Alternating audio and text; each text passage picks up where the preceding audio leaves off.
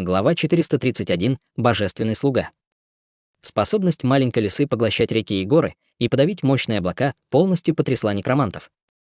Эта энергия исходила из руин, и она была чистой и мощной, даже эксперт уровня эльфийского короля не мог контролировать ее только своей силой. Как эта маленькая форма жизни сделала это? Только того количества энергии, которое он только что проглотил, было достаточно, чтобы создать армию нежити. В это время интрупы божественной крови становились все быстрее, а свет вокруг них становился все сильнее. Высвобождаемая ими энергия сжималась вокруг их тел, превращая их в шар света. Одним лишь импульсом они могли непосредственно сокрушить нежить перед ними. Вот так. Это была односторонняя бойня. Даже если это была маленькая царапина. Нежить превратилась бы в порошок. Атака интрупов божественной крови была более чем в 10 раз сильнее, чем у минотавров.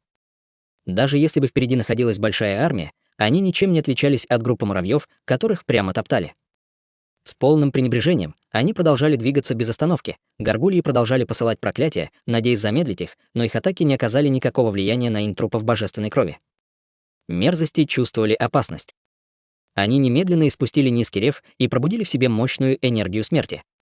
Наконец, атакующая волна была выпущена и быстро разлетелась вокруг них. Энергетическая волна распространилась во всех направлениях, и окружающие предметы начали быстро каменеть, превратившись в черный обсидиан без всякой жизни. Снова эта атака. 3 интрупа божественной крови находились в 5 метрах от волны. Энергия в виде световой волны вокруг интрупов божественной крови была похожа на снежный ком, соприкасающийся с горячей водой, тающий с большой скоростью. Эта энергия реактивного черного цвета начала разъедать ее. Жрец-некромант облегченно вздохнул. Эти парни были немного странными, но они не были такими сильными, как казалось. Мерзости высвободили плотную и чистую энергию смерти на одном дыхании, и эта волна высокоскоростной энергии проникла во все вокруг. Энергия вокруг интрупов божественной крови была не такой сильной, поэтому энергия смерти проникла сквозь их барьер, непосредственно падая на них. Без чего-либо защищающего их, они вообще не смогли бы защититься от этой атаки, они мгновенно превратились бы в 3 черные обсидиановые статуи. Как и ожидалось, в тот момент, когда защитная энергия интрупов божественной крови исчезла, черная энергия быстро распространилась по всему телу, словно слой краски. Интрупы божественной крови были покрыты слоем черного цвета, и свет, который они выпускали, стал цвета черного обсидиана. Им пришел конец. Неужели они такие посредственные? Делорез сжала брови в замешательстве, но, хотя все были ошеломлены, а некромант чувствовал себя высокомерно, она обнаружила, что Чутянь на самом деле слегка улыбнулся. Далее была сцена, которая потрясла всех. 3 человеческие формы, превратившиеся в обсидиан, снова начали двигаться, сохраняя ту же скорость, что и раньше. Они атаковали мерзость с 3 разных направлений, и в то же самое время в мерзость были отправлены 3 кулака. Люди могли ясно видеть, как черный цвет на интрупах божественной крови быстро исчезал. Он не уменьшался и не испарялся, он просто оставлял их тело. Черный цвет двигался к их кулакам со всех сторон их тела, наконец, полностью собравшись в кулак, прежде чем непосредственно войти в тело мерзости. 3 кулака приземлились на мерзость, и вся энергия, которая вошла, заставила мерзость мгновенно превратиться в камень, прежде чем разбиться на куски. Мерзость упала на землю, и треть ее тела исчезла. Энергия мерзости была недостаточно сильна, чтобы нанести вред интрупам божественной крови. Вместо этого эта энергия была поглощена интрупами божественной крови и использовалась ими, возвращая ее обратно мерзости одним ударом. Такого рода метод атаки никогда не существовал раньше. Не думай, что мерзость так легко победить. Жрец-некромант быстро продолжал контролировать мерзость. Невежественные дураки, я позволю вам увидеть истинную силу мерзости.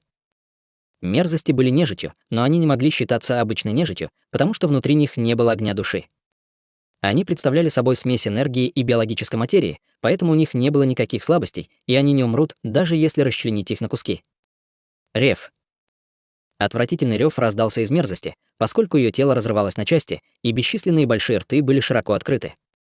Бесчисленные кровавые щупальца, похожие на тентакли, появились из его тела, взорвавшись во всех 4 направлениях, как фейерверк. Они были быстрее и острее стрел, дико хватая упырей. Упыри вскрикнули от боли, поскольку их сильные тела начали увядать с огромной скоростью. Большое количество крови и телесной сущности были извлечены прежде, чем они, наконец, падали на землю, как мешки из плоти. Мерзость мгновенно пополнилась большим количеством сущности из плоти и крови, часть его тела, которая была разрушена, начала восстанавливаться, и эти алые щупальца начали бродить вокруг, постоянно проникая в тело упырей, жадно пожирая их. Всего за несколько секунд упыри опустили на несколько сотен. Мерзость стала намного больше и выглядела еще страшнее. Этот вид монстра не был существом, которое можно было бы описать со здравым смыслом. Это был монстр, сформированный из плоти и энергии с использованием секретных методов религии нежити. Поэтому до тех пор, пока секретная техника на его теле не была сломана, его нельзя было по-настоящему убить.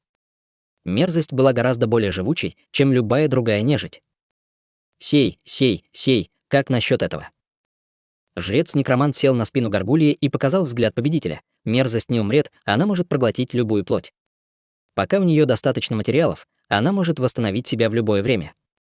Даже если у вас есть навыки противостояния небесам, вы можете и не мечтать о том, чтобы уничтожить мерзость в такой благоприятной среде. Эта ужасающая сцена совсем не изменила выражение лица Чутеня. Он только показал насмешливую улыбку, наполненную презрением, когда 3 интрупа божественной крови снова напали на мерзость. «Ты ищешь смерти». 2 черных клинка появились из рук мерзости, и она послала 2 атаки слева и справа. Из-за этих атак интрупы отправились в небольшой полет. Эти 2 атаки были слишком сильными, и у интрупов божественной крови не было никакой защиты, поэтому они были разделены пополам, используя только свое тело для защиты одного из них. Оставшийся труп атаковал мерзость напрямую. Большой живот мерзости внезапно раскололся, как несравнимо большой рот. Внутри была гнилая плоть, а также плотные ряды зубов, заставлявшие людей впадать в холодный пот, когда они это видели. Мерзость не дала интрупу возможности убежать, так как щупальце протянулось прямо к нему. Сначала она схватила интруп, а затем бросила в свой большой рот. Большой рот закрылся. Большой живот мерзости двигался точно так же, как большой рот, жевавший пищу. Изнутри донесся звук ломающихся костей. Благодаря силе мерзости, даже если кусочек тонкого железа попадет внутрь, он все равно будет превращен в шлак, жрец-некромант сказал с холодной улыбкой. Эта вещь лишь перекус для мерзости. Чутянь просто продолжал улыбаться. Боюсь, у него недостаточно хороший желудок, как говорится, не пытайся проглотить больше, чем сможешь съесть. Когда Чутянь сказала это, 2 интрупа, расколотые пополам, которые вообще не кровоточили, на самом деле снова соединились, как 2 притянутых друг к другу магнита. Их одежда была испорчена, а тело обнажены. У них не было никаких особенностей с головы до пят, ни волос, ни половых признаков. На их золотистой бронзовой коже было множество рун. Их глаза были открыты, но у них не было никаких глаз, только алый свет, сияющий в отверстиях. Что это за вещь? Все были ошеломлены этими созданиями, которые не были ни нежитью, ни живыми существами.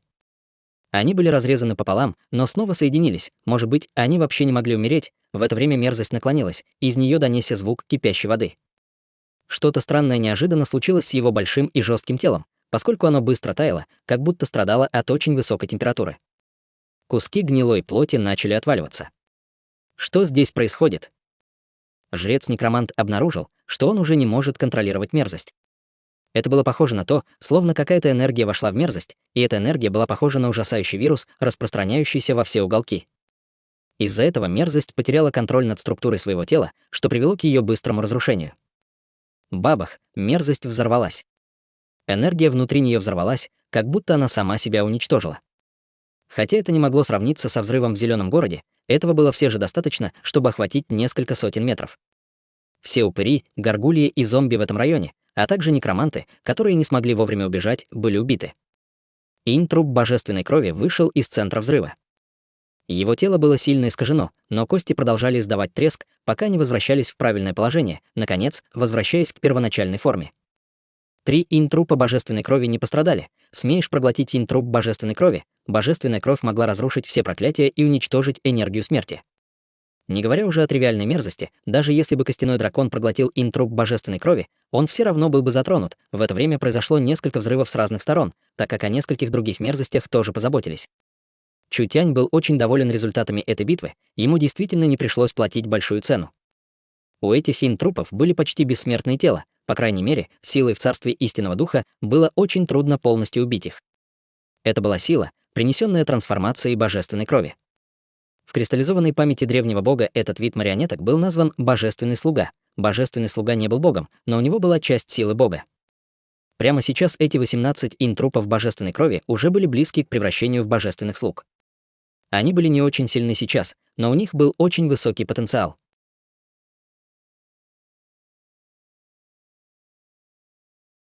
Глава 432. Поддержка друидов. Под ожесточенным глотанием маленькой лисы энергетические облака постепенно исчезли. Маленькая лиса немедленно вернулась после выполнения своей задачи, и 18 божественных слуг также вернулись. У всех некромантов были очень уродливые выражения. Это было действительно ненавистно. Руины смерти создали эту армию нежити, и энергии, выпущенной из руин смерти, было достаточно, чтобы разрушить зеленый город. Кто бы мог подумать, что когда битва дойдет до этого момента, те, кто будут в проигрышном положении, будет религия нежити. Подобный исход полностью превзошел их ожидания. Все 5 мерзостей были уничтожены. Энергетические облака были поглощены. Под ожесточенным нападением элиты лесной армии нежить начала показывать признаки отступления. Теперь они не надеялись уничтожить другую сторону, они могли только надеяться остановить их здесь и дать лорду Личу достаточно времени для завершения церемонии. Как только этот поразительный гигантский массив будет активирован, зеленый город будет мгновенно уничтожен. Более миллиона человек превратятся в нежить, и независимо от того, что сделает другая страна, это будет бесполезно. Теперь большой энергетический массив, подобно паутине, становился все больше и больше. С текущей тенденцией он будет закончен еще через полдня. Но сможет ли армия нежити сопротивляться так долго? Только с наличием десятков тысяч упырей и зомби. Мы не можем тратить здесь слишком много времени. Чутянь знал, что Лич собирается закончить церемонию раньше времени, и это место было еще очень далеко, поэтому они не могли задерживаться здесь надолго. Он крикнул остальным: «Мы прорвемся и убьем этого Лича». Да. В атаку. Хотя их урон был немаленький, все сражались очень храбро. В конце концов, это касалось выживания их кланов, никто не мог позволить себе проиграть эту битву. Чутянь привел 18 божественных слуг, чтобы атаковать. Используя побег пустоты, чтобы защитить себя, даже проходя сквозь большую армию, ему было трудно получить хоть малейшую травму. 18 божественных слуг следовали за ним, и у этих марионеток была удивительная защита. Они были невосприимчивы ко всем проклятиям, смертельной энергии и атакам темной энергии, поэтому они могли атаковать и прорываться вперед без остановки. Естественно, маленькая лиса была самой важной частью. Она может поглощать атаки со всех сторон. Когда большое количество монстров нежити пыталось окружить их, маленькой лисе просто нужно было слегка открывать рот. Независимо от того, были ли это горгульи, упыри или нежить высокого уровня, пламя души внутри монстров нежити было бы высосано напрямую. Особая способность маленькой лисы просто шла против небес. Один человек, одна лиса и 18 марионеток прошли через бесчисленные десятки тысяч нежити без остановки. Нежить падала везде, куда бы они ни пошли, и даже когда все эти некроманты осадили их, они не остановились ни на секунду. Силы, которые привел Чутянь, было достаточно, чтобы подавить большую часть нежити. Как люди Зеленого города не могли быть шокированы, как религия нежити не может быть поражена, люди были искренне восторжены Чутянем. Если бы этот человек не сделал ход, возможно, религия шаманов захватила бы Зеленый город еще до того, как религия нежити начала свой план. Религия нежити была бы иволгой, съевшей богомола, который преследовал цикаду, что привело бы к трагическому исходу Зеленого города. В конце концов, этот человек нарушил планы шаманов. Теперь он даже доблестно сражался с религией нежити, нежить не могла долго держаться. Но когда битва приближалась к концу, из долины, в которой было бесчисленное количество душ Ин, появились большие и плотные черные тени. Все они были в ярости. Это были души Ин с величайшей обидой, состоящие из интенсивной энергии смерти. Они были видны, но нематериальны, и их было много. Души Инь издали резкие крики, когда их тела взрывались. Они ворвались в лес, как метеоры, заставляя лес увядать, мгновенно образовав тысячи больших дыр.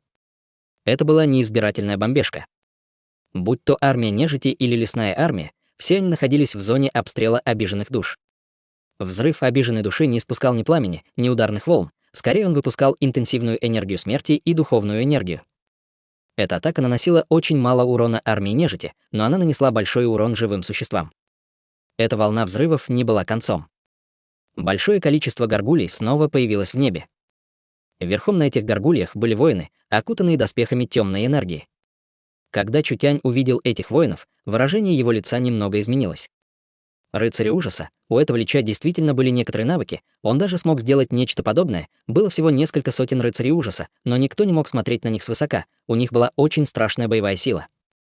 Если Чутянь не угадал неправильно, эти рыцари ужаса должны быть сделаны из трупов различных вождей больших племен, которых собирал Лич. Те вожди, которые умерли от старости или случайно, у каждого из них была очень большая боевая сила. После того, как их превратили в рыцарей ужаса, они должны были сохранить большую часть своих способностей, которые имели при жизни, и даже могли сохранить часть своих методов совершенствования.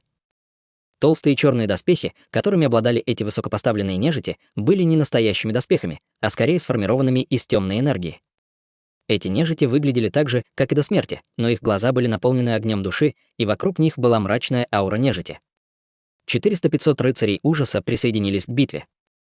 Это была очень сильная боевая мощь. Хотя один рыцарь ужаса не мог сравниться с мерзостью, 4-5 из них вместе были сильнее ее. Теперь, когда к бою присоединилось несколько сотен рыцарей ужаса, это было равносильно добавлению более 100 мерзостей. Это немедленно оказало огромное давление на силы Зеленого города. Рыцарь ужаса поднял свой большой меч и атаковал с шокирующей скоростью. Если Чутянь не выпустит пламенный меч мира пустоты, он едва успевает за скоростью. Большой меч был покрыт черной энергией, поскольку почти мгновенно он выпустил 20 различных атак меча, и все они были направлены в Чутяня со всех сторон. Рыцари ужаса были не только невероятно быстры, их сила атаки также была ужасающе огромной. Нынешний уровень техники побег пустоты Чутяня не мог противостоять этим атакам. Он мог только отступить и контратаковать Ци меча. Рыцарь ужаса заблокировал Ци меча мира пустоты и твердо встал, отступив всего на несколько шагов, прежде чем немедленно преследовать Чутяня. Маленькая лиса не дала ему шанс.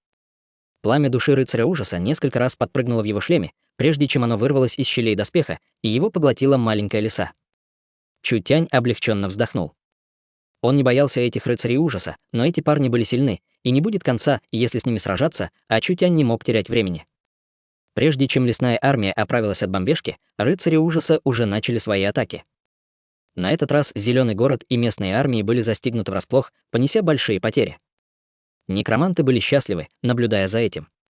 Рыцари ужаса были личными стражами лорда Лича. Должно быть, лорд Лич обнаружил, что ситуация не в их пользу, и прислал своих личных охранников. При поддержке этих рыцарей ужаса давление на них немного ослабло. Однако для другой стороны все было плачевно. У лесной армии не было достаточно военной силы. Они не могли закончить эту битву. Кларк показал тревожное выражение. Это было бы плохо для Зеленого города, если бы они продолжали сражаться здесь, но в то же время, как Кларк был полон беспокойства, внезапно произошло другое изменение. Посмотрите туда. Там летит группа демонов. С небес над Зеленым городом появилась большая группа демонов. Были ястребы-драконы, двуногие драконы, громовые птицы и другие демоны. Их было 2-3 тысячи. Друиды. Друиды пришли. Эти демонические звери были боевой формой друидов. Друиды начали атаковать армию нежити. Эти демонические звери обладали ужасающей разрушительной мощью, и с помощью ряда жестоких атак армия нежити, немного улучшившая свое положение, внезапно снова оказалась в невыгодном положении. Маленькая лиса перепрыгнула через рыцарей ужаса. Всего за несколько минут она убил несколько десятков рыцарей ужаса в лесу. Друиды всегда были нейтральной стороной. Однако они пришли помочь Зеленому городу решить эту проблему в критический момент. Однако Чутянь совсем не удивился. Религия нежити была направлена не только на один город или один клан, они планировали превратить всю область в область нежити. Друиды жили в Зеленом городе так долго, как они могли потерпеть что-то подобное. Это заставило их принять решение помочь Зеленому городу. Гар. Низкий рев дракона донесся с неба. Зеленый дракон длиною более 10 метров появился в небе. Он выпустил свое огненное драконье дыхание, в результате чего земля превратилась в море пламени, и несколько сотен нежити сгорели. Пророк Йода сделал свой ход, это действительно было беспрецедентно. После того, как зеленый дракон закончил с нежитью, он приземлился рядом с Чутянем. Он опустил свою гигантскую драконью голову, и из его рта донесся низкий и глубокий голос. «Господин городской лорд, позвольте мне подвести вас. Это будет честью для меня». Чутянь приказал маленькой лисе и божественным слугам запрыгнуть на зеленого дракона. В это время многие элиты друидов сражались в воздухе над лесом. При взгляде издалека они могли смутно видеть долину перед ними. Долина была гигантским бассейном, и она была полна темной энергии и энергии смерти. Там была большая колонна, достигающая неба. В настоящее время она транспортировала большое количество энергии из земли в небо, собирая ее в гигантский энергетический массив. Чутянь был полон удивления. Энергия в руинах была слишком сильной. Что за вещи были похоронены внутри? Но сейчас не было времени думать об этом, сейчас нужно было срочно уничтожить это место. Религия друидов, зеленая религия, религия шаманов, Арнольд, Деларес и другие лесные элитные войны — все они были силами, которые шли друг против друга в течение столетий, но теперь все они объединили свои силы, поскольку все разделяли ненависть к религии нежити.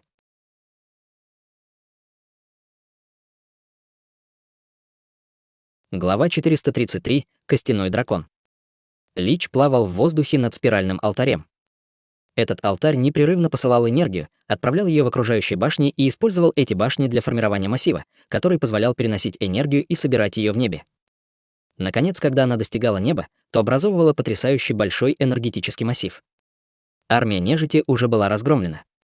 Чутянь вел Еду, Кларка, Арнольда, Деларес и других, а также несколько тысяч лесных элитных воинов к алтарю. «Остановись!» — крикнул Кларк Личу, парящему в воздухе, словно призрак. «Ты уже проиграл». «Проиграл». Слишком рано говорить, кто выигрывал, а кто проиграл. Лич посмотрел на всех, когда он парил в воздухе, а его плащ колыхался от ветра. В его глазах появилось холодное свечение, наполненное огненно-синим пламенем. Хотя у Лича не было глаз, Чутянь чувствовал, что он смотрит на него. «Я никогда раньше не видел такого человека, как ты». «Взаимно. Я также никогда раньше не видел такого Лича, как ты». Чутянь усмехнулся. «Хотя ты доставил много хлопот, этот городской лорд все еще может дать тебе шанс. Пока ты прекратишь эту церемонию сейчас и сдашься мне, я не буду тебя уничтожать». У Лича не было эмоций. Даже если бы Чутянь использовал прямое оскорбление, он никогда не почувствовал бы гнева, поэтому Чутянь вел себя так, словно ему тоже было все равно. «Если ты будешь хорошо себя вести, я могу сделать тело, чтобы ты перевоплотился в будущем». «Реинкарнация», — тихо сказал Лич, — «мне это не интересно». Если бы это был обычный Лич, было бы трудно устоять перед таким искушением, потому что после превращения в Лича их личность исчезала бы, пока они не теряли все свои эмоции. Лич, который еще не оцепенел, использовал бы любой метод, чтобы заполучить такой шанс. Быть способным снова стать живым существом было волшебно, но это было почти невозможно сделать. Нелегко было сделать из нежити снова живое существо. Возвращение нежити к жизни было так же трудно, как восхождение на небеса. Лич не верил, что Чутянь или кто-либо в этом мире мог сделать подобное. Не говоря уже о том, что ему было уже 2000 лет, и его личность уже полностью замерзла, не имея никаких колебаний. Поэтому он не заботился о жизни или смерти, и он не боялся, что не сможет вернуться к тому, чтобы снова когда-либо стать живым существом. Это было причиной, почему Чутянь ненавидел личей. Все думали, что превращение в лича означает вечную жизнь. Но на самом деле, после достижения этого состояния, чем это отличалось от смерти вечная жизнь? Как вечная жизнь может быть такой легкой в этом мире? Какой смысл говорить ему все это? Кларк увидел, как энергия становится все сильней, и он явно становился более взволнованным. Если промедлить и позволить этому Личу завершить церемонию, последствия не будут необратимы. Лич, который прожил 2000 лет. Это было живое ископаемое, и человек, который мог стать Личом, не был обычным человеком. Если бы он мог перетянуть этого человека на свою сторону, это было бы немалой помощью в будущем. Какая жалость!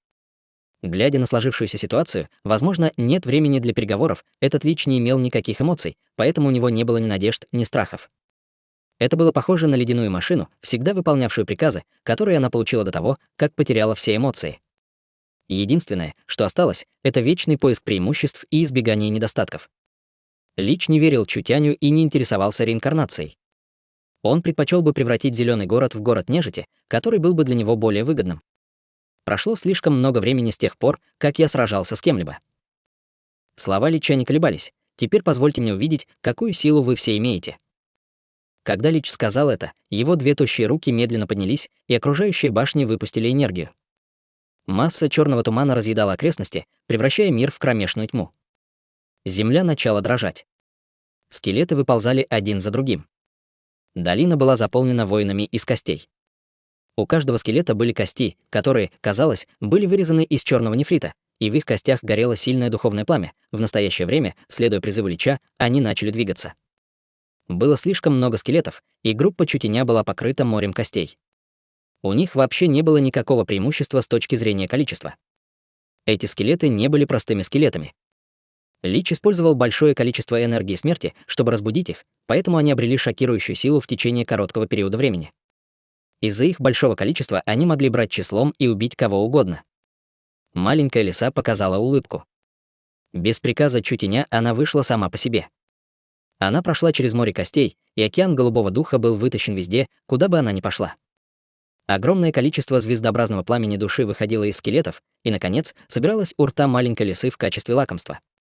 Чутянь сказал с улыбкой: «С твоим умением я советую тебе сдаться как можно скорее».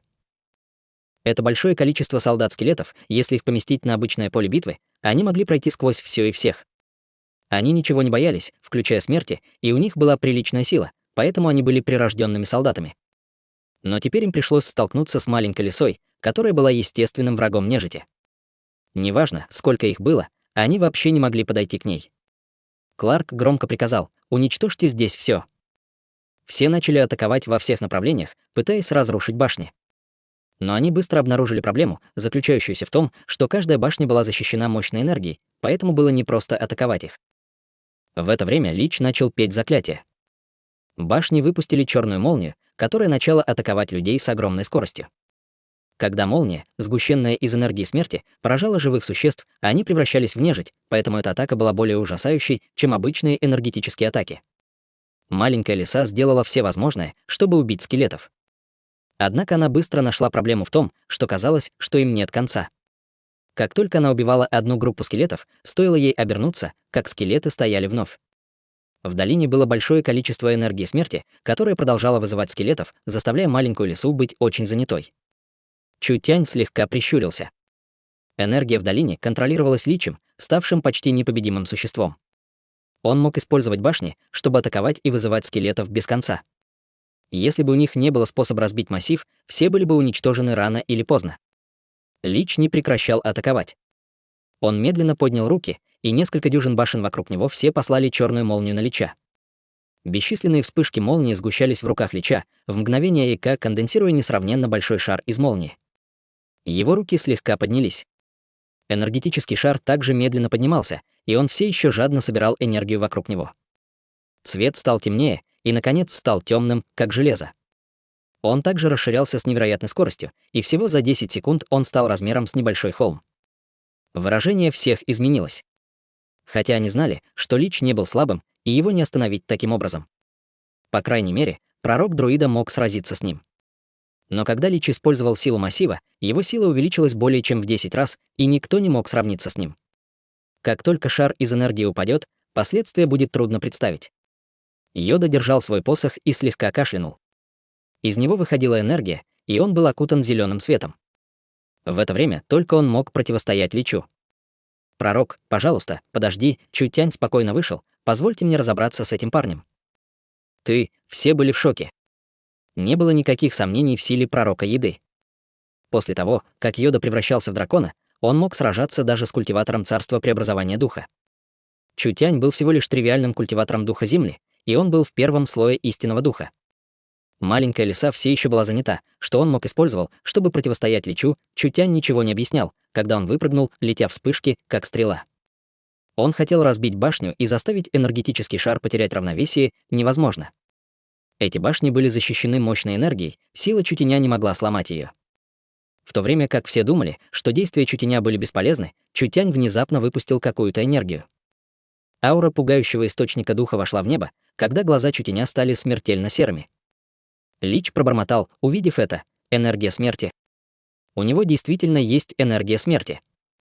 Вокруг Чутяня появился слой серого тумана. Когда серый туман наполнил воздух, ее привлекла башня. Чутянь тихо зарычал: «Разрыв». Несколько взрывных звуков донеслись с башни. На башне появились большие трещины. Появлялось все больше и больше трещин, и они появлялись все быстрее и быстрее, прежде чем они охватили всю башню. Наконец она взорвалась с громким звуком. Делорез была шокирована. Что он сделал? Башни были установлены для поглощения энергии смерти, и наш находчивый городской лорд смог также использовать энергию смерти, сказала Йода с улыбкой.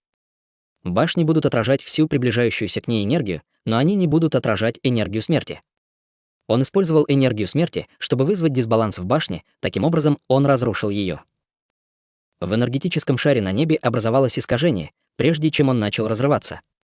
Было ясно, что он теряет баланс. Будьте осторожны, подготовьте защиту. Все быстро высвободили свою защитную духовную энергию. Шар энергии в небе взорвался, но взрыв не выпустил ни света, ни тепла. Вместо этого холодное течение заполнило долину, и весь мир был мгновенно покрыт тьмой. Хотя они были достаточно далеко, и энергетический шар не сформировался полностью, а также у них была защитная духовная энергия, все равно были слабые люди, которые были серьезно ранены.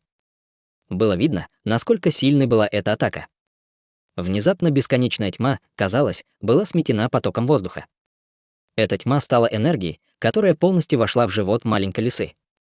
Чутянь посмотрел на Лича через алтарь. «Какие еще у тебя есть трюки?»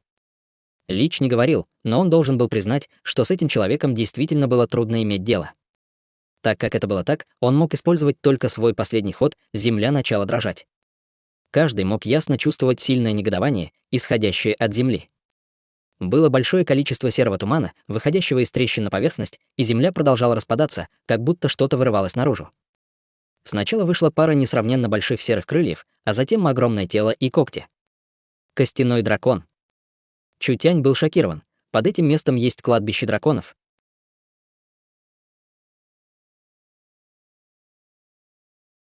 Глава 434. Захват алтаря. Костяной дракон, как и говорилось в названии. Это была нежить, образованная из трупа дракона. У клана драконов было большое разнообразие видов. Были драконы высокого уровня, такие как титановые драконы и водные драконы, а также драконы низкого уровня, такие как земные драконы или драконы террора. Костяной дракон, появившийся перед Чутянем, хотя он был не титановым драконом высшего класса, но он был сформирован из расы титановых драконов. Превратить дракона высокого уровня в нежить — это было определенно непросто. Даже если Лич был силен, он был только в царстве Небесного Духа, он не смог бы создать костяного дракона даже через 100 лет. Этот труп костяного дракона уже был похоронен здесь, и он взращивался в этой среде в течение бесчисленных лет. Каждая кость была наполнена энергией смерти, и это был превосходный материал для нежити. Ему нужен был только специальный метод призыва, чтобы он сразу же превратился в ужасного монстра нежити. Когда Лич призвал костяного дракона, его летающая фигура над алтарем внезапно вылетела. Он выпустил в воздух голубое пламя и, как огненная бабочка, очень быстро вспорхнул, пока, наконец, не упал на гигантского костяного дракона, покрытого серой энергией. Что он делает? Техника жертвоприношения. Чутянь был немного удивлен методами Лича. Он приносит себя в жертву, трансформируя свое тело и позволяя пламени своей души и разума войти в костяного дракона. Он станет единым с костяным драконом, потеряв свое тело Лича. Кости дракона были наполнены несравненно сильной обидой и проклятием. Это было трудно выдержать любой душе, но на Лича это никак не влияло, поэтому он постепенно начал реформировать последний кусочек сознания костяного дракона. Чтобы приобрести сильное тело, он должен был слиться с костяным драконом. Гар. Костяной дракон взревел в небо с новой силой, поскольку его тело наполнилось неизвестным синим пламенем. От головы до хвоста, от тела до крыльев весь скелет был покрыт слоем серого тумана. Внутри серого тумана текло сине-белое пламя, которое было сущностью Лича. Глаза костяного дракона стали фиолетовыми. Пламя души Лича уже было запечатано в костяном драконе. Это был уже не просто костяной дракон, теперь это был драконий Лич. В нем была мощная сила Лича и разрушительная мощь костяного дракона, объединенные в одно целое. Со случайным взмахом гигантских крыльев вырвалась сильная энергетическая волна. Его гигантское тело длиной более 30 метров было покрыто мощной энергией, с ног до головы у него не было ни одного слабого места. Однако, как только драконий Лич сформировался, он почувствовал сильную притягательную силу, которая в настоящее время быстро крадет у него энергию. Это был никто иной, как маленькая лиса. Драконий Лич разгневанно взревел и с невероятной скоростью выпустил гигантский пылающий коготь дракона. Коготь упал на маленькую лису и, как шлепок по муравью, втоптал маленькую лису в землю, и огромная сила этого удара заставила землю в радиусе 10 метров расколоться. Делорез была шокирована, господин демонический бог. На плече Чутяня вспыхнул серый туман, и маленькая лиса внезапно вернулась. Другого выбора не было, драконий Лич был слишком силен. Это совершенно отличалось от любой другой бессознательной нежити. У драконьего Лича все еще были воспоминания и разум Лича, и даже его техники. Лич был уже начеку против маленькой лисы. Поэтому он использовал секретную технику, чтобы запечатать пламя своей души. Пока там было пламя души, драконий Лич не будет уничтожен. Что касается энергии, которая была украдена, это ничего не значит. Драконьему Личу было все равно. Пока он находился в радиусе 10 метров, драконий Лич мог напрямую брать энергию с башен. Его сила была бесконечной, поэтому победить его было почти невозможно. Большое тело драконьего Лича кружило в небе. Несмотря на то, что он превратился в драконьего Лича, церемония все еще не была остановлена и проходила с большей скоростью. Согласно этой скорости, зеленый город будет уничтожен через час. Остановите его. Кларк повел карликов в атаку. Большие бревна поднимались из-под земли, и каждый был длиной в несколько метров, а также покрыт рунами. Они начали покрывать тело драконьего лича. Кто бы знал, что эта сила вообще не сможет коснуться его. Драконий лич изверг пламя изо рта и мгновенно сжег все бревна. Пламя не рассеялось после этого, и когда пламя перешло на море скелетов, это было похоже на огонек, падающий в спирт и распространяющийся во всех направлениях. Большое количество скелетов было покрыто пламенем. Когда эти скелеты были покрыты пламенем, они не были уничтожены, а скорее стали наполнены еще более сильной энергией. Их тела были покрыты пламенем, а их скорость и сила были увеличены в несколько раз. Однако их боевая способность увеличилась более чем в 100 раз, когда они ожесточенно нападали, словно рой кровожадных муравьев. Умереть здесь значит стать одним из нас. Бесстрастный голос драконьего лича разразился в небе, и даже кто-то в нескольких милях от него мог услышать его. Несколько десятков башен питали его тело, и его аура становилась все сильнее. Из центра моря пылающей нежити раздался еще один могучий рев дракона. Короткая метровая фигура еды внезапно превратилась в зеленого дракона длиной более 10 метров. Дыхание огненного дракона было выпущено, и несколько сотен солдат-скелетов впереди были сожжены, не оставив даже следа. Друид. Твоих сил все еще недостаточно. Драконий лич выпустил свое дыхание, и зеленый дракон также выпустил свое дыхание. Эти два могущественных существа одновременно выпустили огненное дыхание дракона, и языки пламени нейтрализовали друг друга. Наконец, эти две большие фигуры столкнулись друг с другом, и драконий лич подавил зеленого дракона, когда они жестоко атаковали друг друга. Длина зеленого дракона была всего около 10 метров, а драконьего лича более 30 метров. Зеленый дракон не имел преимущества в размерах, не говоря уже о том, что Йода уже был ранен. Драконий лич был не только сильнее, он также обладал неиссякаемой силой. Йода не мог победить другую сторону. Наконец, как и ожидалось, пока два дракона жестоко атаковали друг друга, зеленый дракон выпустил пламя, наполненное жизненной энергией, которое сожгло большую часть крыла драконьего лича. А драконий лич тем временем сгущал пламя энергии смерти, которое сожгло спину зеленого дракона, заставляя гнилую плоть падать, как капли дождя. Зеленый дракон обладал очень сильной жизненной силой, иначе, если бы он был обычным живым существом, то даже если бы он был мамонтом, столкнувшись с этим пламенем, он превратился бы в нежить. Зеленый дракон был явно тяжело ранен. Пламя на левом крыле драконьего лича было окутано черной энергией, и оно погасло всего за несколько секунд, не оставив после себя никаких травм. Йода не мог продержаться более нескольких минут. Остальные в настоящее время были окружены морем скелетов, и им было очень трудно оказать поддержку. Но даже если бы у них была возможность оказать поддержку, что они могли бы использовать, чтобы угрожать драконьему личу с бесконечной силой? Ты слишком слаб. От атаки драконьего лича зеленый дракон отлетел на несколько метров. Урон, нанесенный телу драконьего лича, был быстро восстановлен силой башен. Ты недостоин владеть зеленым городом, только вечная тьма и смерть помогут тебе обрести бессмертие. Как ты думаешь, ты уже выиграл? Когда драконий лич услышал этот голос, он был немного ошеломлен. Наконец он заметил, что этот надоедливый человек действительно прыгнул на алтарь, когда он сражался с друидом. Что ты хочешь сделать? Что я хочу сделать? Чутянь встал на алтарь, который был центром массива, и выпустил свой источник духа девятиглазого демонического бога. Аура, которая презирала весь мир, подавляла драконьего лича, и глаза Чутяня приобрели смертельно пепельно-серый цвет, который был цветом энергии смерти. Твой массив слишком грубый, мне достаточно всего одного взгляда, чтобы найти способ взять его под контроль. Чутянь послал атаку ладонью. В одно мгновение ветер начал менять направление.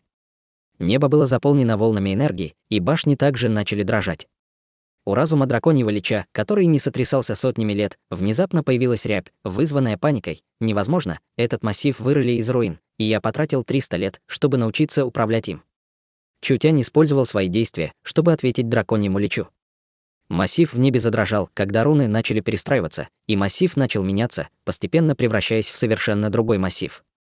Высвобождаемая энергия фактически собралась обратно в долину всего за несколько секунд. Большие колебания начали распространяться по округе.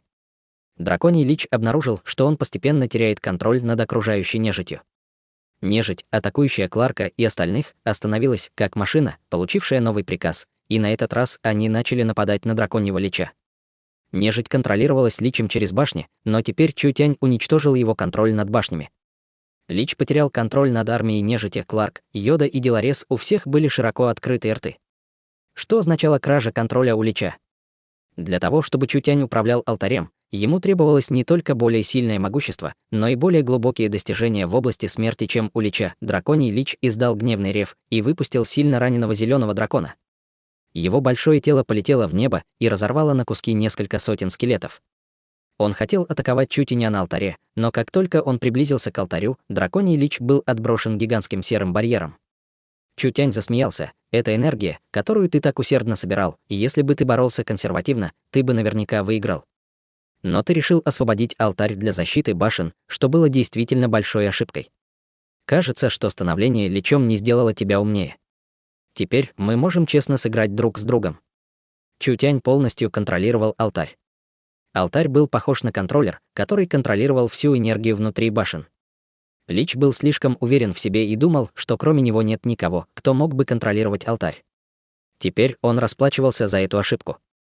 Несколько минут назад тот, кто контролировал всю долину, был Личом. Но прямо сейчас главным контроллером был Чутянь.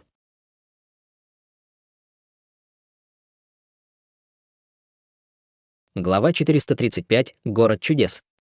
Атрибут нежити был редким атрибутом, и совершенствующиеся с этим атрибутом были редкими на континенте. Пиковые ученые в этой области были очень редки, и Лича можно было бы считать мудрецом с точки зрения атрибута нежити. Нынешний массив был выкопан из руин, и Лич долго изучал его, прежде чем наконец научился управлять им.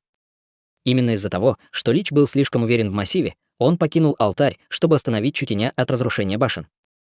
Кто бы мог подумать, что этот человек перехитрит его и перехватит контроль над алтарем. Даже если сейчас он объединился с Костяным драконом, у Лича не было никаких преимуществ. Лич знал, что алтарь контролировал все башни в долине, и теперь вся энергия была в руках Чутяня. Чутяня можно считать бездонным существованием со всей этой силой. Драконий Лич мог только надеяться, что, поскольку Чутянь только сейчас получил контроль, он не сможет должным образом контролировать его.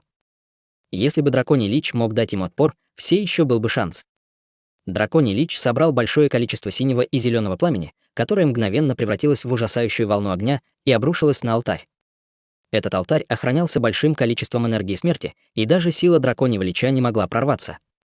Чутянь контролировал массив и насмехался. «Неужели ты не знаешь, сколько энергии контролирует этот алтарь? Ты уже проиграл, просто сдайся». Драконий Лич не сдался. Он выпустил синее пламя, которое внезапно вырвалось из его скелета, похожее на взрывающийся фейерверк. Эти плотные количества синих щупальцев света падали на окружающие башни и непосредственно соединяли их. Чутянь был немного ошеломлен. Этот Лич имел некоторые навыки, он соединял свое собственное тело с башнями, устраняя контроль алтаря, чтобы напрямую поглощать энергию из башен. Ведь башни строил лично Лич, и он был очень хорошо знаком с их строением. Всего за несколько коротких секунд. Огонь в Личе стал в 10 раз сильнее, а голубое пламя окружило его тело, словно кристалл, фактически образовав сплошное покрытие вокруг его тела. Это заставило этого свирепого костяного дракона превратиться в гигантского дракона, который, казалось, был вырезан из кристалла. Выражения лиц всех изменились. Драконий Лич все еще может сделать что-то подобное. Таким образом, Чутянь, возможно, не сможет победить Драконьего Лича даже с контролем над алтарем. Драконий Лич мог на самом деле напрямую собирать энергию от такого количества башен, поэтому трудно было представить, насколько он силен. Сам Чутянь был слаб и не мог победить его в ближнем бою. Гар. Пламя вокруг Драконьего Лича сгущалось, и оно превращалось в темно-синий цвет, а затем постепенно превращалось в пепельно-серый цвет.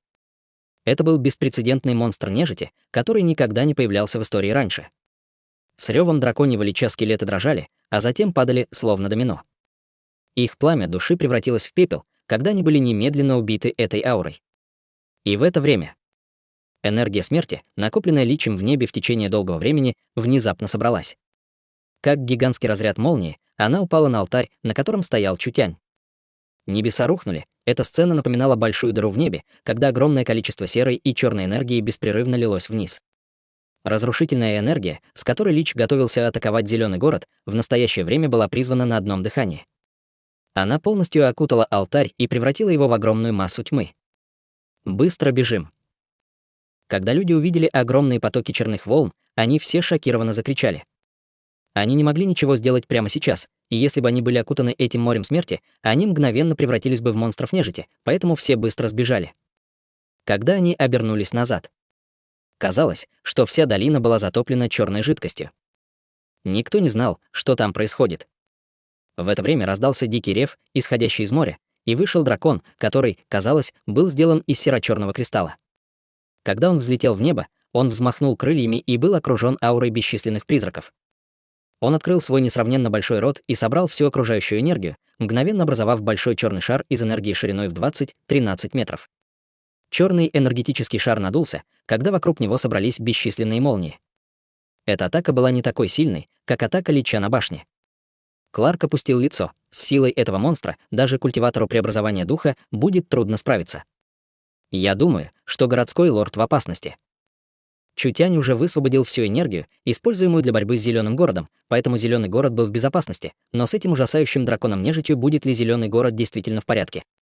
После первых нескольких поколений карликов не было другого хранителя в царстве духовного преобразования, поэтому они понесли бы большие потери, если бы им пришлось сразиться с подобным. Теперь только Чутянь мог справиться с этим монстром. Если бы Чутянь был убит здесь, зеленому городу не удастся спастись. Кларк и другие карлики поняли, что они должны признать один факт. Человек, на которого они всегда смотрели свысока и которого они не хотели принимать, на самом деле стал ключевой частью выживания зеленого города. Драконий лич взмахнул крыльями. Черный энергетический шар был выпущен к центру долины. Куда бы он ни шел, пространство дрожало, и звук сотрясания был повсюду. Но когда эта атака поразила цель? Гигантский черный меч взмыл в небо и расколол энергетический шар пополам. Огромное море тьмы быстро собралось в центре и, наконец, образовало несравненно большую фигуру.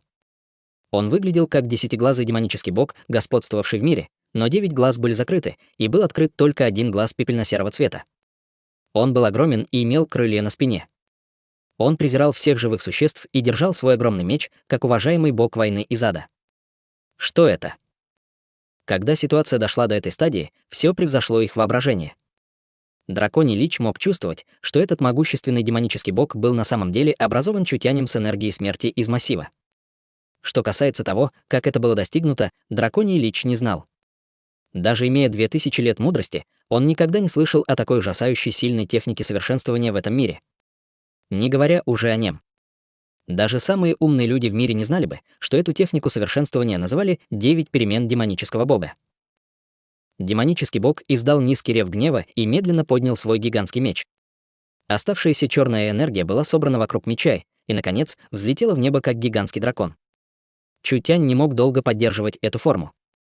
Поэтому он должен был сосредоточить все силы в финальном ударе. Драконий лич, который, казалось, был сделан из кристалла, снова вспыхнул и был окружен огнем. Он стал вдвое больше, и это напоминало черного феникса, пришедшего из ада. Обе стороны атаковали одновременно. Черный феникс прямо атаковал своим огненным телом. Поднятый гигантский меч демонического бога упал на черного феникса. Была послана волна энергии, которая создала гигантский шторм в нескольких милях вокруг них. Умри. Разрушительная мощь меча демонического бога и бесконечная энергия смерти вместе мгновенно высвободили удивительную силу. Он вошел через голову черного феникса, и когда он достиг его хвоста, меч демонического бога раскололся, достигнув своего предела. Чутянь врезался в землю, а его тело было покрыто ранами внутри и снаружи. Его дух и тело были тяжело ранены, и он не смог бы встать на ноги без отдыха в течение 10-15 дней. Драконий лич был разрезан пополам, и последняя часть энергии рассеялась. Этот драконий скелет, собранный секретной техникой некромантов, был разрезан, и его части разлетелись на несколько миль в разные места. Энергия смерти в долине уже полностью исчезла. Через некоторое время все нормализовалось. Все кончено. Все было действительно закончено. Эта шокирующая битва заставила тех, кто был ее свидетелем, долго восстанавливаться. Маленькая лиса, дико поглощающая энергию смерти в долине, несла ответственность за очистку. Примерно через 2 часа армия Зеленого города прибыла и была потрясена, увидев сцену в долине. Это был большой бой, который изменил целый ландшафт. Такого рода бой не мог быть достигнут даже культиваторами преобразования духа высшего уровня. Наконец, Чутянь, который не мог двигаться, был выкопан. Хотя побочные эффекты были сильными, сознание Чутяня все еще было ясным. Он не терял слов даром и приказывал Кларку: немедленно пошли людей, чтобы запечатать эту долину, и не позволяя никому входить в нее. Кларк не осмелился проявить неуважение к Чутяню. Как прикажете, господин городской лорд? Незадолго после того, как Чутяня вернули обратно в Зеленый город, его героизм уже был известен всем людям Зеленого города. Один Чутянь спас весь Зеленый город, что вызвало большой резонанс во всем Зеленом городе. На этот раз не было никаких возражений. 3-й день. Старейшины карликов зеленой религии собрали весь город, чтобы огласить объявление. С этого дня действующий городской лорд Чутянь официально станет единственным и официальным городским лордом Зеленого города. Весь Зеленый город должен был подчиняться приказам Чутяня. Чутяню давно хотелось сесть на трон городской лорд, и его первым делом стало изменение названия города. Зеленый город приветствовал бы совершенно новый старт. Этот новый старт начнется с изменения названия. Чутянь разослал приказ как городской лорд. С этого дня Зеленый город больше не будет называться Зеленым городом. Его новое имя будет городом чудес. Город чудес — это был город в центре леса хаоса, расположенный в замечательном положении. Этот город, который всегда был обычным, теперь будет записан в истории с момента этого нового старта.